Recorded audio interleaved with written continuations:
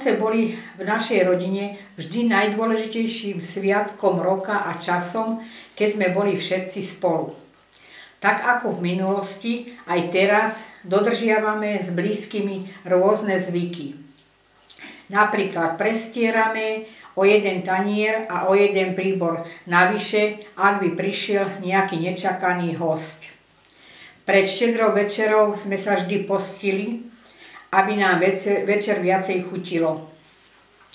Pred večerou prišla do izby mama, ktorá zaklopala.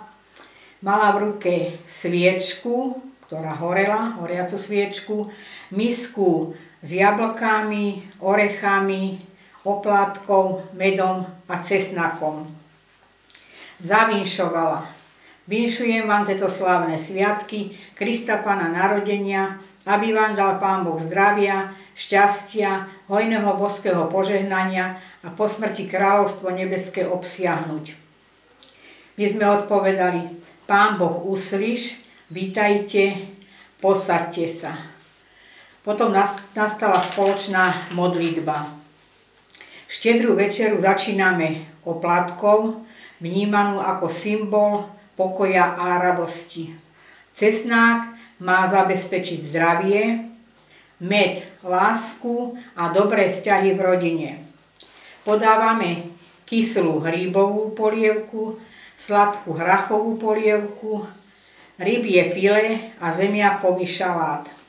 Potom nastal ten vytúžený okamih každého dieťaťa, rozbalovanie vianočných darčekov.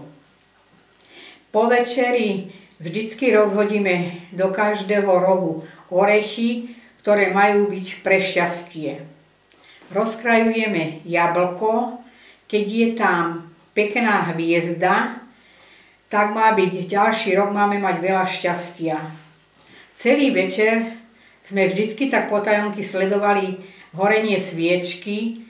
Keď sa plameň ťahal hore, tak sme si povedali, že nikto v rodine nezomrie, alebo proste nepostihne nás nejaké nešťastie. Ale jak plameň horel na niekoho z nás, tak sme boli teda akože nešťastní, lebo sa vravelo, že ten do roka zomrie a na budúci rok tam už sedieť nebude.